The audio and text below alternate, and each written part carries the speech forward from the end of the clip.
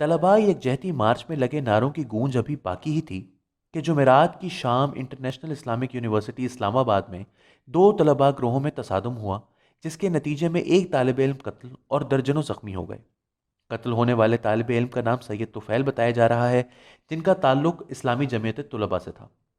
اطلاعات کے مطابق یہ واقعہ یونیورسٹی میں اسلامی جمعیت طلباء کی جانب سے منعقد کروائے گئے ایک ایکسپو کے دوران ہوا، جہاں اچانک مبینہ طور پر سرائیکی اسٹوڈنٹس کونسل سے تعلق رکھنے والے طلباء نے حملہ کیا اور فائرنگ کر کے بہت سے طلباء کو زخمی کر دیا، جن میں سے سید طفیل زخموں کی تاب نہ لاتے ہوئے جہان فانی سے کوچ کر گئے۔ دوسری جانب سرائیکی اسٹوڈنٹس کونسل کے سینئر وائس چیئرمین ضیاء شفیق کا کہنا ہے کہ اس واقعے سے کئی گھنٹے قبل ان پر اور ان کے دیگر ساتھیوں پر جمعیت کے ڈنڈا بردار غنڈوں نے حملہ کیا تھا۔ ان کا کہنا ہے کہ اس واقعے کی اطلاع انتظامیہ کو دی گئی تھی، جنہوں نے سرائیکی اسٹوڈنٹس کونسل کے ان طلباء کو اسپتال جانے کا مشورہ دیا۔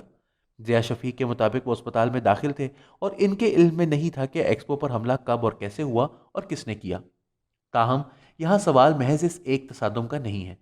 یہ واقعہ ایک ایسے موقع پر پیش آیا ہے جب حال ہی میں پاکستان کے مختلف شہروں میں طلبائی یکجہتی مارچ کا کامیاب انعقاد کیا گیا ہے۔ ان پرامن مظاہروں میں اہم ترین مطالبات میں سے ایک طلباء یونینز کی بحالی کا تھا۔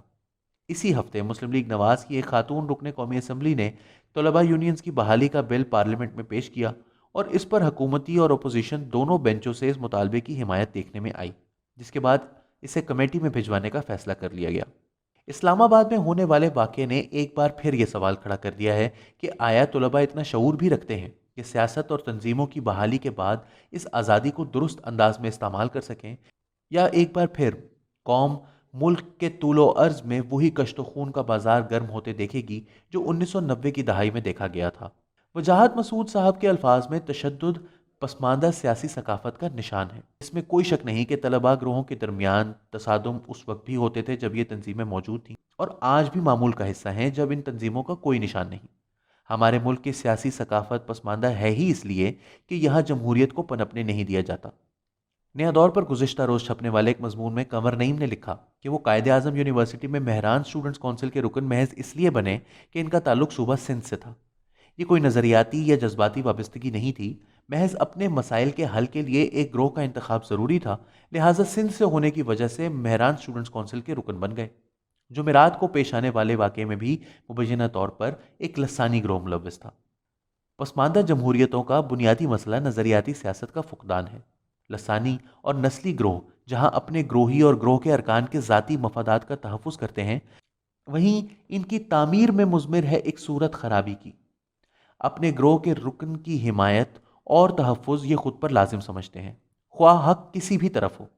معاشی پسماندگی کا شکار معاشرے ہمہ وقت وسائل کی کمیابی کا شکار رہتے ہیں، اور گروہی سیاست وسائل کے منصفانہ یا مساوی تقسیم میں ایک رکاوٹ رہتی ہے۔ پرتشدد معاشروں میں یہ جس کی لاٹھی اس کی بھینس، یا جس کا جتھا جتنا بڑا اس کی بھینس کی تصویر پیش کرنے لگتا ہے۔ یہی وجہ ہے کہ سیاست کی بنیاد گروہی کے ساتھ ساتھ نظریاتی ہونا لازمی ہے۔ پاکستان کے سیاق و سباق میں دیکھا جائے تو ہمارے یہاں سیاسی ثقافت کی پسماندگی کی ایک بڑی وجہ گروہی سیاست بھی ہے۔ برادری کے نام پر ووٹ دینا یہاں معمول ہے، اور نتیجتاً فیصلہ اس بنیاد پر ہوتا ہی نہیں کہ کون سا امیدوار مسائل کا بہتر حل پیش کر رہا ہے، بلکہ اس بنیاد پر ہوتا ہے کہ آبادی یا جتھا کس امیدوار کا بڑا ہے۔ طلباء یونینز بحال ہوں گی تو یہ نسلی اور لسانی امتیاز بتدریج مٹتے جائیں گے، اور وقت کے ساتھ ساتھ معاشی اور سیاسی نظریات ان پر غالب آ جائیں گے۔ رہ گئی یہ بات کہ سیاسی شعور کے بغیر طلباء یونینز بحال کرنے سے خون خرابہ ہوگا، تو سوال یہ ہے کہ بغیر سیاسی عمل کے سیاسی شعور کا پیدا ہونا کیوں کر ممکن ہے؟ جو آج اسلام آباد میں ہوا، یہ بھی طلباء یونینز پر پابندی کے دوران ہوا ہے۔ جب فیصلے ووٹ کی طاقت سے نہیں ہوتے تو بندوق کی طاقت سے ہوتے ہیں، لہٰذا جمہور کے مسائل کا حل جمہور سے رائے دہی کا حق چھیننا نہیں، جمہوریت کے مسائل کا حل بھی مزید جمہوریت میں پنہاں ہے۔